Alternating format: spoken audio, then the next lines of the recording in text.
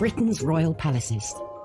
Majestic, It's absolutely dripping in history. luxurious, The White Drawing Room at Buckingham Palace is like a scene from a Disney film. and packed to the rafters with incredible secrets. Secrets that the royal family would much prefer not to be made public. From royal courtships to royal births to royal marriages and scandals, the palaces have played host to all of that. This series goes behind palace walls. The royal palaces represent the monarchy and have incredible history. We'll learn how these iconic creations were built. 16th century kings built with brick in a way that we wouldn't recognise today. This is George IV leaving his mark on the centre of London. Uncover the spectacular palace art housed within. The royal collection is vast, and I mean vast. It has more than 1 million objects spread across all of the royal palaces. Just imagine what has been collected over centuries. So this collection is unlike any other collection in the world. Discover their gruesome stories. It's an amazing insight into the royals' history, but also our common history. Frankly, if you're going to cut the head off a king, it's got to be done in a palace. And relive the recent events that shaped the modern royal family. The whole case was an absolute fiasco and a huge embarrassment. The Queen was particularly aggrieved that Harry had done it in the way that he had. This is The Secrets of the Royal Palaces.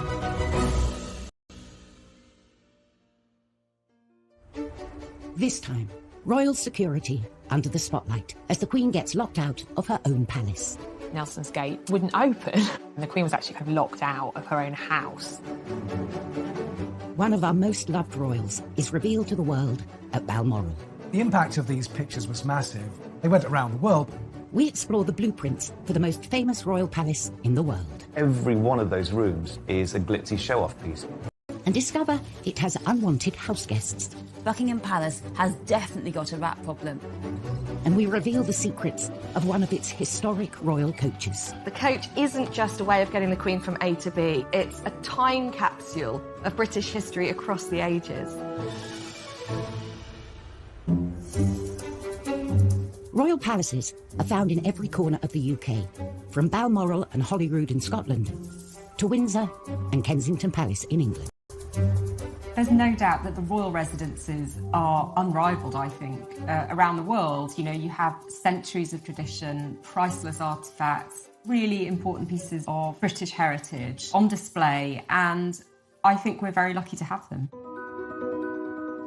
And the history and heritage continue inside the palaces as well, as they also house thousands of priceless treasures. Largest collection of art and furniture and beautiful treasures in the whole world. It's really effectively all of the things that have been collected by monarchs over the years. So therefore it's a brilliant collection that reflects our nation's evolution and historical significance. The Royal Collection tells us amazing things about the last 500 years of British and world history.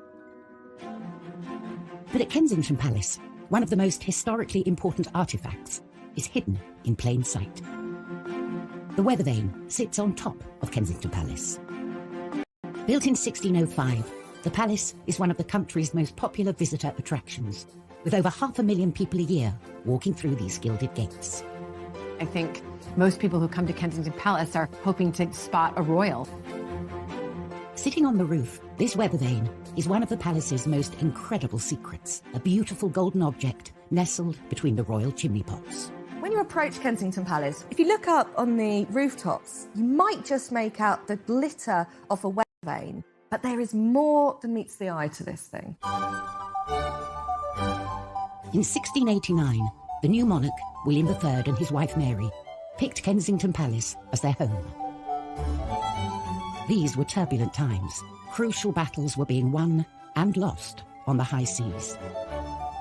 Everyone was looking for an advantage, and this unassuming weather vane would become William's secret weapon. He had his navy out at sea at battle, and by knowing what direction the wind was blowing in, he'd know whether battle would go in his favour or against him.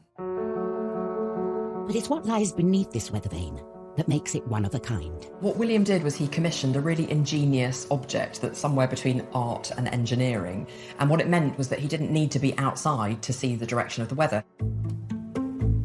Down in the King's Gallery, there is a map above the fireplace. This map is so important because it became the very centre of King William's military operations. It's got the 4 continents in the corner, and Great Britain has been made much larger in scale in comparison to the rest of Europe, particularly France, with whom England was at war at the time. It's an amazing work of art, but what's incredible also is the metal dial and how that works. Connecting the two are a series of pulleys. So as the weather vane moves on the roof of Kensington Palace, a dial shifts on the face of the map. Instantly, William could see the direction of the wind and plot his next military manoeuvre on his map. It was a game changer, giving him a crucial edge over the enemy. William that they created, and amazingly it's still in perfect working order more than 300 years later. William's weather vane may be subtle and hidden away, but Kensington Palace most certainly isn't. It's one of the most public and easily accessible of all the palaces. For privacy, the royals retreat up to Scotland, to their most secluded palace, Balmoral. Located 100 miles northeast of Edinburgh, Balmoral Estate has been a royal palace since 1852, when Queen Victoria and Prince Albert bought the land and commissioned the castle. Balmoral is where the royals go on holiday, but it's not like the kind of holiday the rest of us have. They are woken to bagpipes in the morning. They are piped into dinner in the evening. They dress up for dinner in formal clothes. It's quite a rigid life, but between those markers during the day, there is enormous freedom. It's the one palace they can almost guarantee privacy, which is probably why so many royal relationships have blossomed there. The Duke and Duchess of Cambridge spent time there when Kate was first being introduced to the family. But probably the most famous Balmoral romance happened in 1980.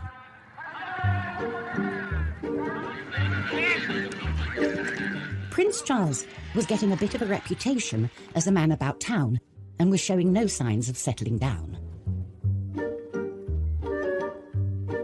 The first duty of the Prince of Wales was to find a wife, produce heirs to the throne, because that is their number one priority, securing the line of succession.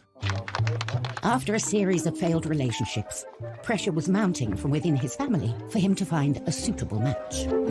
He was over 30. He had had a string of girlfriends. His father felt that it really was important that he needed to settle down, stop being a playboy, stop playing the field, and find a wife. And the press was also getting restless, going into a feeding frenzy whenever Charles was seen out with a lady. There was a lot of speculation, poor fellow, whenever he was seen with anybody, is she the one? He did feel pressure, there's no question, from the press, from the media, and indeed from his own family. Then, in September 1980, Prince Charles asked the Queen to invite his latest girlfriend, one Diana Spencer, to Balmoral for the weekend. A positive sign that this relationship was important to him. But for any potential wife or husband, there is a secret tradition that takes place at this royal palace. The Balmoral test, a pretty terrifying moment for any would-be royal girlfriend. You're really given the... Stay in one of the royal residences. I mean, there's a lot of pressure to try and get it right. And other girlfriends of Prince Charles had fallen down. Would Diana pass the Balmoral test? This was a make-or-break moment for the budding relationship. The Queen thought this girl is completely charming and she seems to love everything about the outdoors, which of course she didn't at all. But she was really putting on a good show. Diana was a huge hit at Balmoral that summer. She fitted in with everything that the royals do up there. She went for long walks, she fell in puddles of mud and got up and roared with laughter. Everybody fell for her that weekend. They have lots of outdoor barbecues where Prince Philip usually prepares and cooks the food. The Queen often does the washing up. And Diana was very happy to help. She rolled up her sleeves, by all accounts. She absolutely nailed it. Coming up in Secrets of the Royal Palaces, we learn how Diana was always one step ahead of the palace paparazzi. When I moved to either side to try and photograph her, she used the mirror to keep a tree between me and her. Very clever. And we discover how the Queen Mother dealt with unwanted house guests. She got the gun and she used to shoot them in the ruins of this part of Buckingham Palace.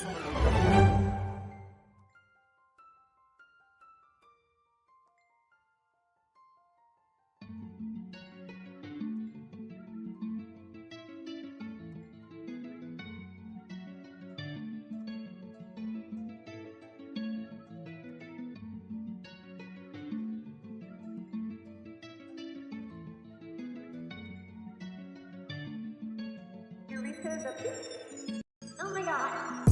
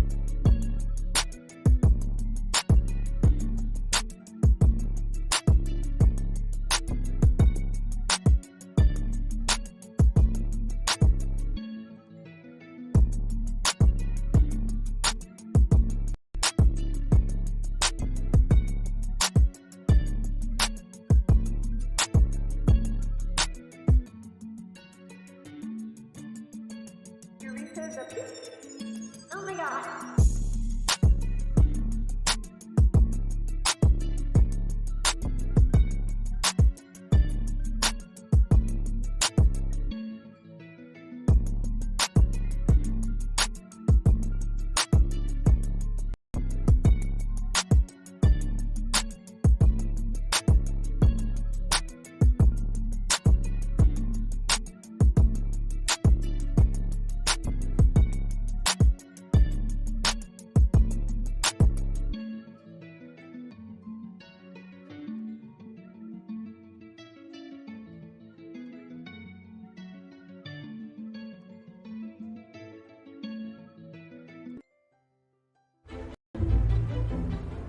The royal palaces come in all shapes and sizes.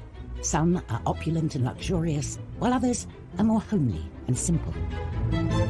Palaces like Buckingham Palace demand attention, another backdrop for huge affairs of state, while others are just for the family, more secluded and secretive.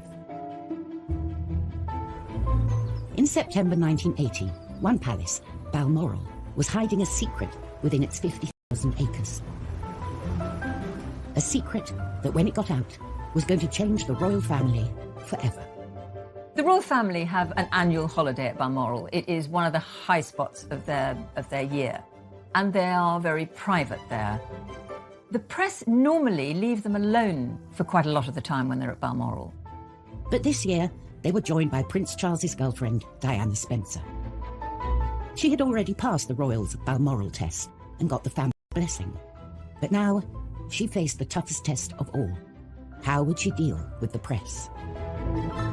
The press knew that there was someone around, but they couldn't quite identify which of the glamorous, bright young things who were sort of fluttering around Charles was the latest girlfriend was. So they kind of got away with it for a bit.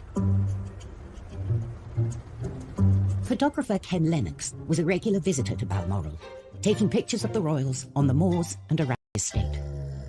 I arrived early because Prince Charles would often do a spot of fishing in the River Dee. As I walked from the car towards the river, I saw that there was a young girl there, blonde, quite close to Prince Charles. The girl saw me and left Prince Charles and went into some giant fir trees. The next thing I saw, a compact mirror coming out from behind a tree. She turned her back to them, and I think she held up a mirror so she could see them, and they saw the mirror glinting. In her life, Diana proved herself savvy.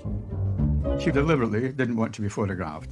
She used that mirror as she walked away, and when I moved to either side to try and photograph her, she used the mirror to keep a tree between me and her. Very clever. I think there's a very good argument for saying that the way she behaved that morning on the riverbank did display An early sign of her unique savviness when it came to spotting a camera and the activities of the press. It must have been dawning on Diana now what she was letting herself in for. Keen to capture this newcomer, Ken returned to the riverbank in the afternoon.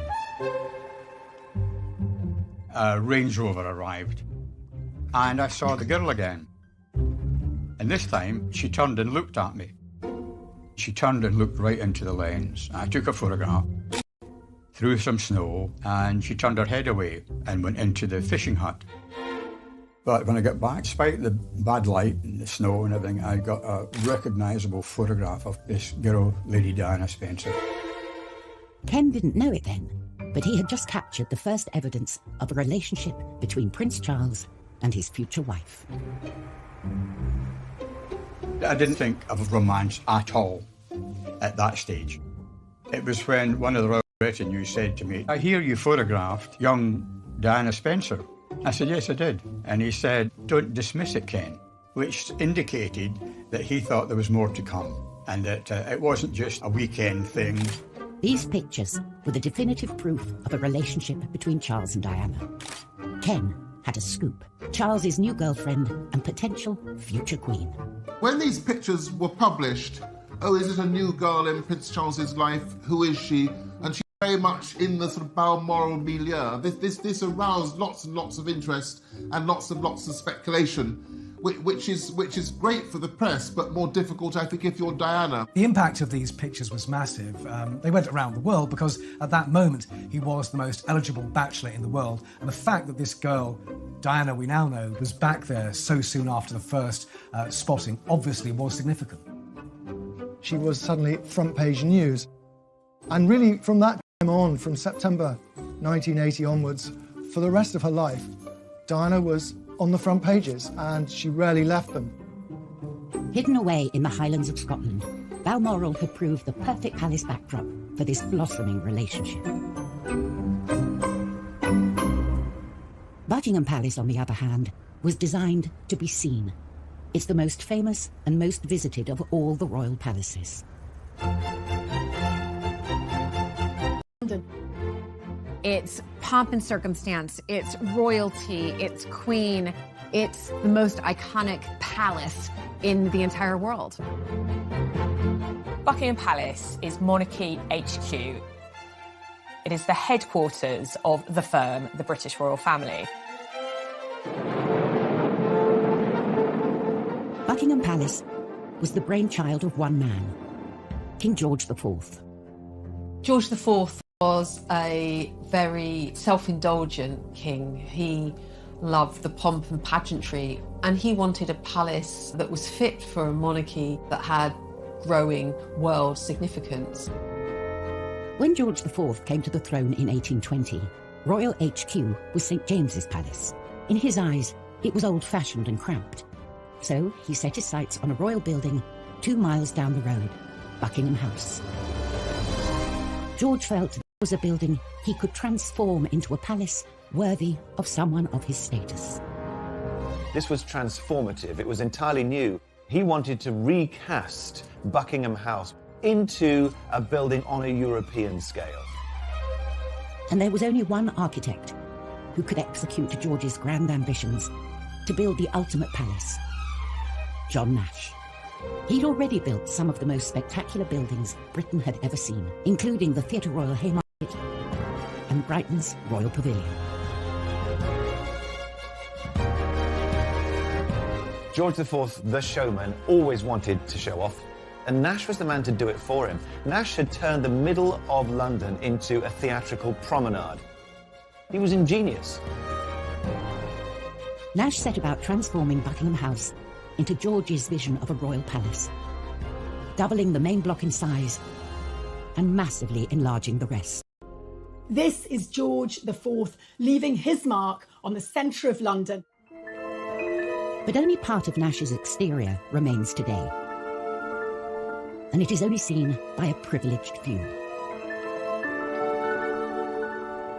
For those lucky few invited to a garden party, say, there is an opportunity to see the rear elevations. Yellowy sandstone sloping down to lawns, and beyond them, gardens, a lake, It's a neo-French classical style, and it's now, of course, hidden from public gaze. However, the back of the palace was relatively dull in comparison with George and Nash's plan for the front.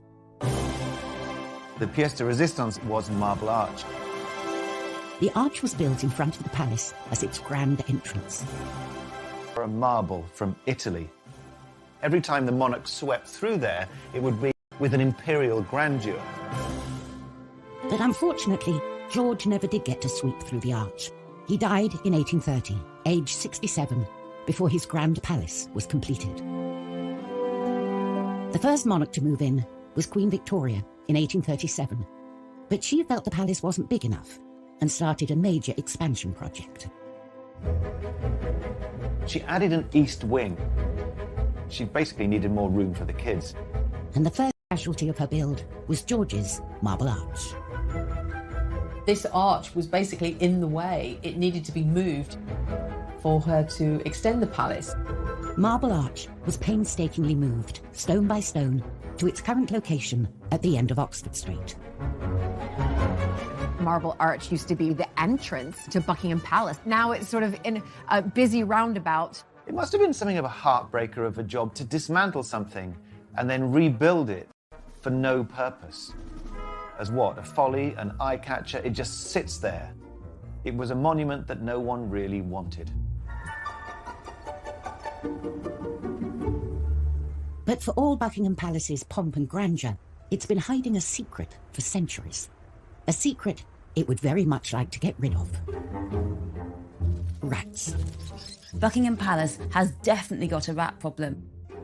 When Queen Victoria moved to Buckingham Palace, as Queen, she was shocked by how many rats there were. The rats treated Buckingham Palace like their own personal playground, and when Victoria moved in, she tried to put a stop to it, and really it ended up being a bit of a battle.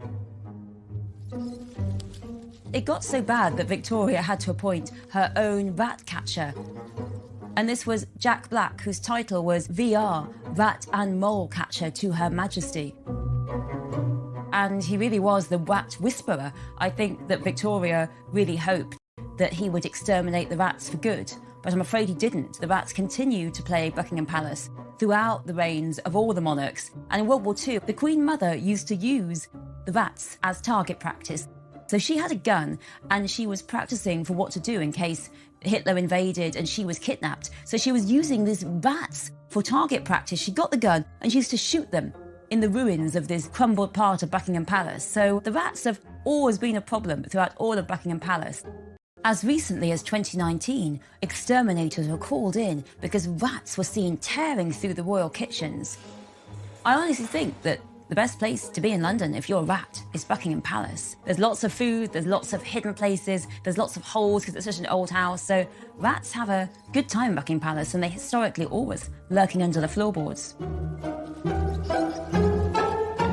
Still to come on Secrets of the Royal Palaces, Nash and George's grand front gate has gone, but the palace's dazzling staterooms more than compensate.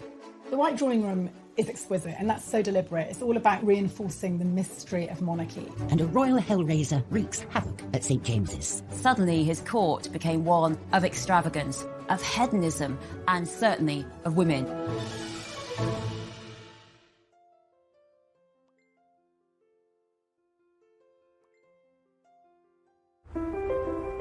The British royal palaces are as individual as the monarchs they house. For good or ill, these palaces were lived in by the people that were ruling over us going back over 1,000 years. So they're an insight into the history of the country, into the archaeology, into the domestic practices, and it's incredible insight into everybody's history. The palaces can change as often as the monarchs, falling in and out of favour, being bought, sold, demolished, or extended. But some extensions are more famous than others.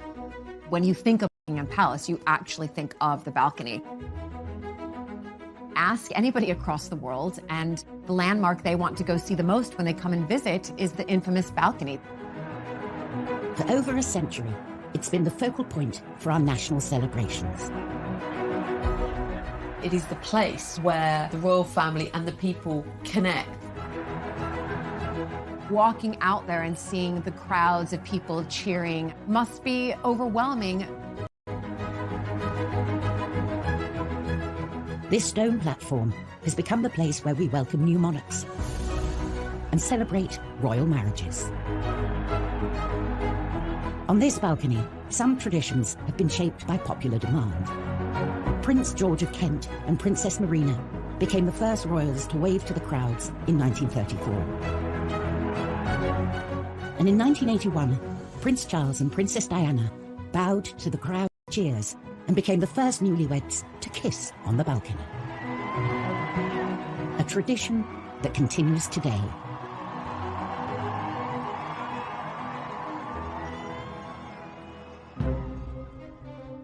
The balcony we know today was born out of an ambitious plan to overhaul London's ceremonial centre in the early 20th century.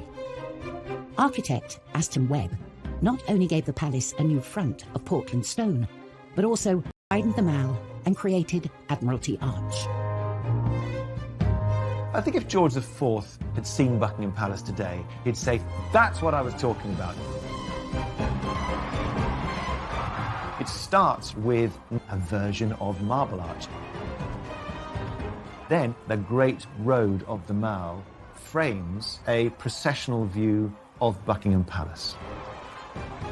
And then he guides your eye to the very centre by setting underneath the focal pediment a balcony. And the royal family themselves become the very focus of the end of this long parade of greatness. But when Webb began work, Buckingham Palace didn't have a balcony at all. The facade presented to the world was one that could have been the front of a hotel or railway station or one of London's clubs. To transform Buckingham Palace into a more suitable seat of power, Webb naturally turned to Stockport. If you were to take the main part of Lyme Park in Cheshire and just glue it on, you wouldn't be far off what you're looking at today. George V oversaw Webb's work. He made sure that the palace's balcony was front and centre, so that it could be used on occasions when the king and other members of the royal family wished to show themselves to the people.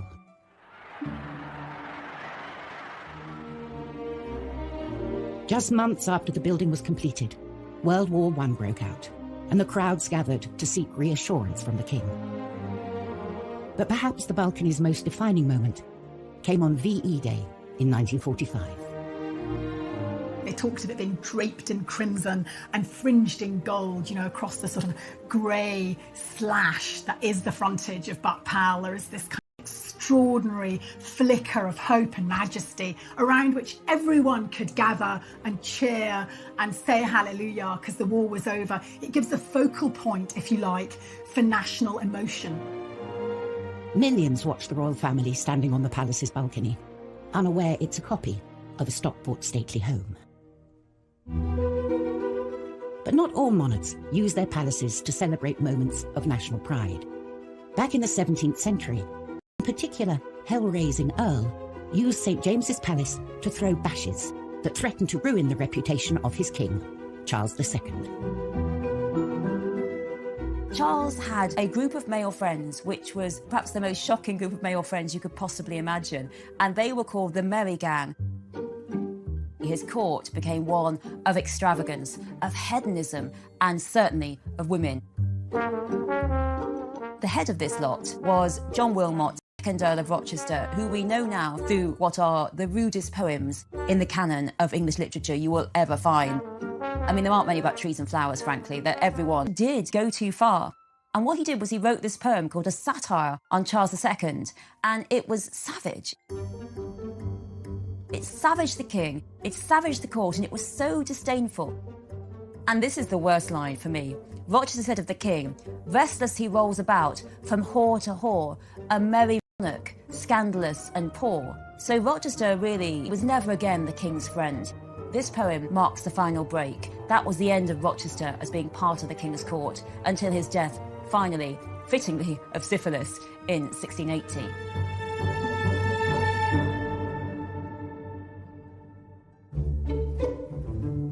When royal palaces aren't being temples to debauchery, they're normally used as working buildings, the offices of the monarchy. Buckingham Palace is the Queen's main work address. It's here she spends most of her weekdays, carrying out the duties of state. But most Thursdays, she gets to get away from the office and travel up to Windsor, the palace she thinks of as home. Windsor Castle is the Queen's favourite of all of the royal residences. It is the one place that she considers home. Windsor is the one that means the most to her. It's a journey that's made most weeks and should run like clockwork. It's all about communication. When Her Majesty leaves Buckingham Palace, they will choose a route and through an encrypted system will inform Windsor Castle that Her Majesty is on way and that the ETA is roughly half an hour or whatever. But on the 5th of March, the Queen turned up at one of the palace's many side entrances, ready to start her weekend, only to find the gates of the castle firmly shut. The convoy arrived at Nelson's Gate in Windsor. It wouldn't open. The Queen was actually kind of locked out of her own house. Normally with royalty, it's rather like the door at number 10, it opens as you arrive. Similarly with royalty arriving at a palace, the gates open and then the gates shut after she's gone in. But just didn't seem to happen this particular day, which is astonishing, really. Clearly, communication went wrong with whoever was charged with opening that door. The Queen, who values punctuality, can be seen looking very fed up in the back of her car with one of her dogs for company. Passers-by were taking pictures and kind of laughing because there was the Queen kind of sat there like a sitting duck. It's all rather embarrassing. Unfortunately, the gates of the castle remained shut, even after a little gentle persuasion from one of her protection officers. One of the bodyguards got out, a female bodyguard. I think they... With the gates not budging, they had no choice but to try something else. When the Queen is in a motorcade, you have to keep moving. You never ever want to stop. That's why they sail through red lights and they've got police outriders, because the moment the car with the principal stops, they're a sitting target. So the protocol is always to keep moving. I would imagine temperatures went up somewhat, but you are trained to look at Plan B and Plan C if necessary. The cops had to do a U-turn. The cars had to do like a kind of circuit of Windsor while they alerted staff to get the gate open. Thankfully, after a quick trip around the block, her security team managed to contact the castle and inform them they had a rather annoyed monarch waiting to get into her own house. Whether they were embarrassed, I don't know. Whether they were angry, possibly. The Queen always says, famously, get it right. I don't imagine the Queen would have personally given them a rocket, but perhaps the message would have come down that one was not amused.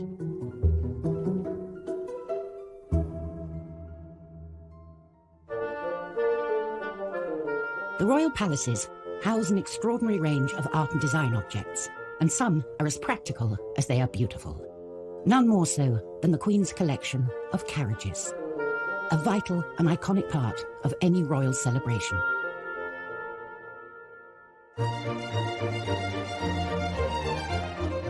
These carriages are usually reserved for big occasions, coronations, state visits, royal weddings, or the opening of Parliament. The royals have to use these carriages because it's tradition. It's what we all remember. It's what we see in the history books. It's what we envision. They form part of that pomp and ceremony and circumstance that we associate with monarchy and that the public enjoy. I never want the royal carriages to go away. There are more than 100 coaches in the royal collection, and the most important carriages are held here, at Buckingham Palace's Royal Mews.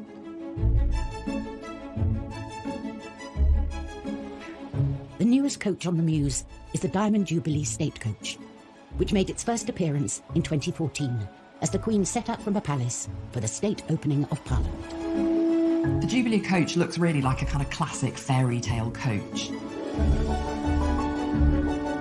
Black and gold. It's got all the symbols of monarchy. It's more than 5 metres long, it's 3 metres high, and it needs 6 horses to get it going.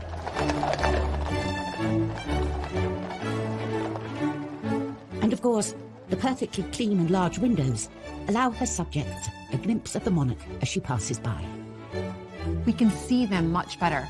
If they were in a car, it's faster. There's not as many sort of... And due to a secret 360-degree camera hidden in the golden crown on the top of the coach, the Queen gets to peek out at her subjects as they peek in. Coming up on Secrets of the Royal Palaces, we reveal the secrets hidden inside the Queen's most luxurious carriage. You can see immediately that something special is going on. And in our final tour of Buckingham Palace, we take you into the heart of the incredible staterooms, dripping with gold and a hidden passageway. The White Drawing Room at Buckingham Palace is like a scene from a Disney film in many ways.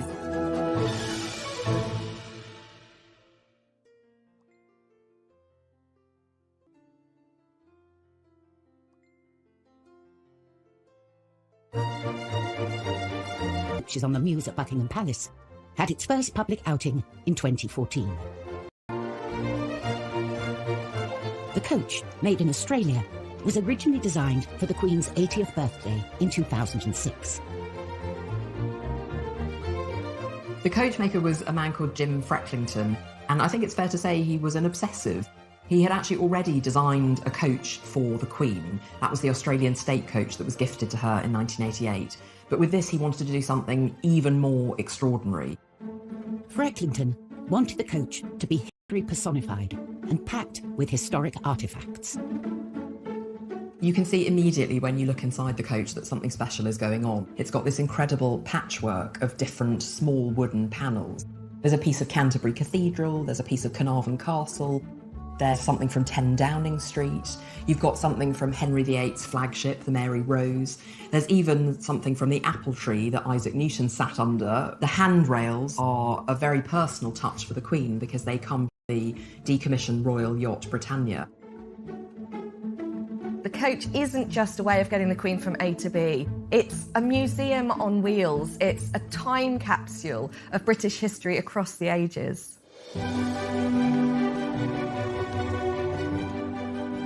All in all, it took nearly a decade and the combined efforts of 50 craftsmen to complete the coach and ship it to the UK, missing the Queen's 80th birthday by 8 years.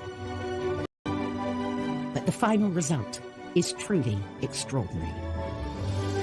Ultimately, it wasn't just made to be this wonderful plaything. It's actually a serious working piece of equipment. So it's very much a working work of art.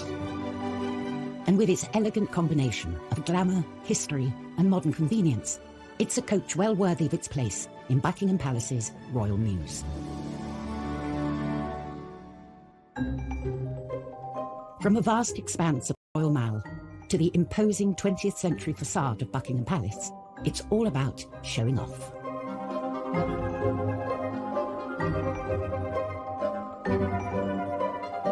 When you walk in, it's a little bit like the TARDIS. You get past the kind of dull grey exterior and in you go, and all is opulence. And this wonderful sense of being transported into another world.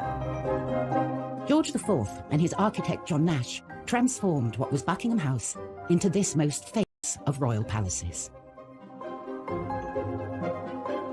Guests enter the Grand Hall and make their way through to the Grand Staircase. The Grand Staircase is a double-legged staircase that sweeps up to the first floor apartments. If you look up to this glass ceiling, it's almost like God is shining down on you. And of course, lest we forget, and I'm sure George IV never forgot, royalty, especially, was regarded as God's appointed messenger on earth, the divine right of kings.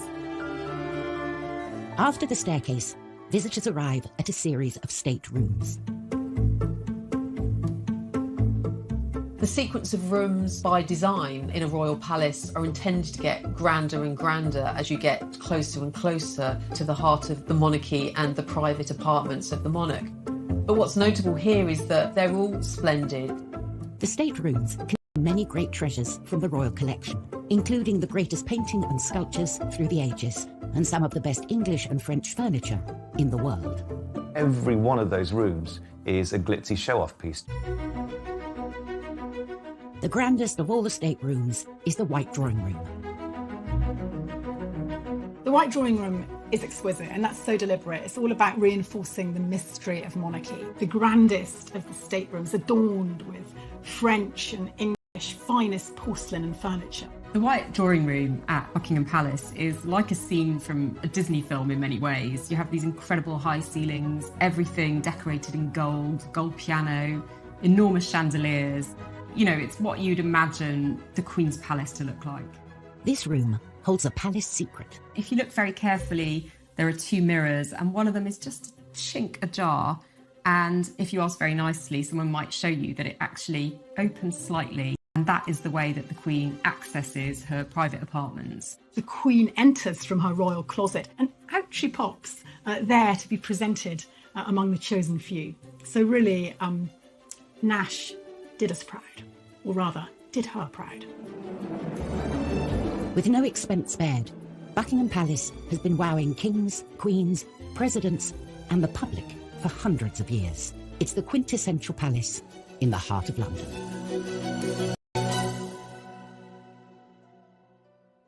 Next time, an ex-royal butler accused of stealing from the palace reveals the impact of these shocking charges. The bottom of my wall fell out. I was heading straight to prison. We uncover the secrets of Balmoral, a favourite getaway for generations of royals. This was their patch, where they could do things how they liked. And tensions rise at the palace as President Trump breaks the rules. Trump knew he needed to be on the very best behaviour.